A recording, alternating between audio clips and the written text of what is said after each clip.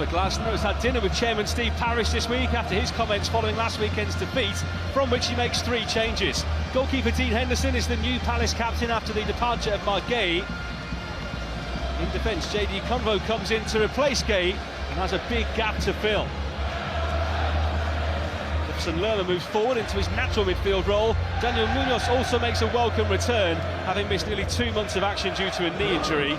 Ismaila Sarr returns to Palace after 9 games away. He won AFCON with Senegal a week ago. Yeremy Pino drops to the bench. So after not making a substitute in Sunderland due to a lack of options, according to Glasner, things looked a little bit stronger today, with Pino adding potential sparkle later on. Liam Rosenior has won 3 of his first 4 games in charge, with the only slip in the League Cup defeat to Arsenal. Robert Sanchez was left on the bench for the Champions League on Wednesday, but came on at half-time after Philip Jorgensen's injury. Benoit Badiashile comes into defence to replace the injured Tosin Adarabioyo, who has a hamstring problem. André Santos is brought in and is well known to Rosenior after his loan at Strasbourg. It's his first league start under the new head coach. Cole Palmer is still out with a thigh problem, so there's a bit of musical chairs playing off the front, with Estevão returning, having struggled with illness over the last week. Chelsea's top Premier League scorer João Pedro keeps his place up front and is now only 3 goals short of his best ever top-flight goal return. Teddy Sharman-Lowe is among the Chelsea subs as the next goalkeeper in line. He spent the first half of the season on loan at Bolton Wanderers in England's 3rd tier. Down the table, while Chelsea are still fighting across every competition that they entered at the start of this season. A win here will see them re-enter the Premier League's top 5 this weekend. One of the more unique Premier League stadia. A tunnel for the home side, standing out in the fresh wintry air for visitors Chelsea, just to the left as we look here.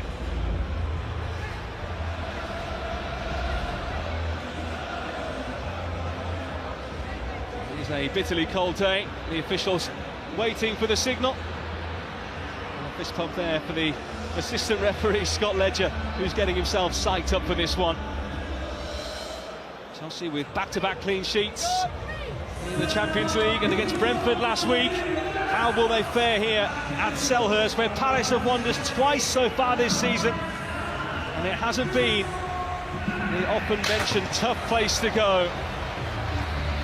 A sea of colour and noise and heat here in South London that could really do with warming up after the couple of days we've had here.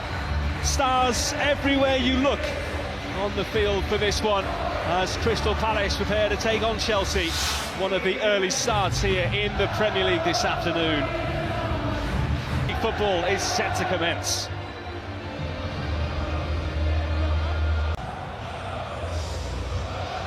And Matt Hollands, where do you think this leaves Glasner now? I think some of the Palace fans were maybe expecting him to part ways with the side this week, but it seems like everything has been smoothed over between he and the hierarchy. He seemed to get a good reception there, didn't he, walking down the touchline. Apparently he's had positive talks with Chairman Steve Parish this week.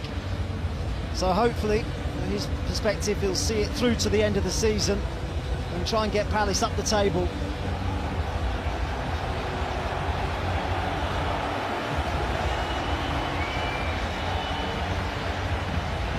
Crystal Palace against Chelsea, just about ready to go here as the sun tries to burst through the clouds here in South London. Chelsea in their changed colours for this one. The blue and red, of course, for Crystal Palace, who really need a win. They haven't won since they were winners at Shelbourne in the Conference League back on the 11th of December. Their last Premier League win came before that, away to Fulham. They could do with more success against West London opposition here. South London against West London. One manager definitely heading out, one still getting their feet under the table. The hosts winless in 10 matches. With an uncertain period left in the transfer window, with rumours swirling around here. Chelsea looking to climb after just the 2nd win in 10 Premier League games last weekend against Brentford. Afternoon, and yeah, what an interesting 10 or so days it has been at Crystal Palace. They lost their captain Mark Gahey to Manchester City. Oliver Glasner announced that he wouldn't be staying at the club beyond summer, and then there's been a lot of speculation about striker Jean-Philippe Mateta. Probably not the best preparation going into this one. I am delighted to say, though, that I'm joined by former Palace striker Glenn Murray. Glenn, firstly, what have you made of what's gone on this week? Yeah, it's not been the ideal week, especially in preparation for this game. Listen, I don't think there's any surprise really that Mark left the football club. It was always a big possibility. And as for Oliver Glasner, again, everyone knew his contract situation. Maybe a little bit of a surprise in the manner that it was delivered.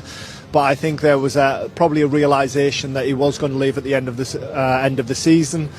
And as far as John Philippe Mateta is concerned, at the moment,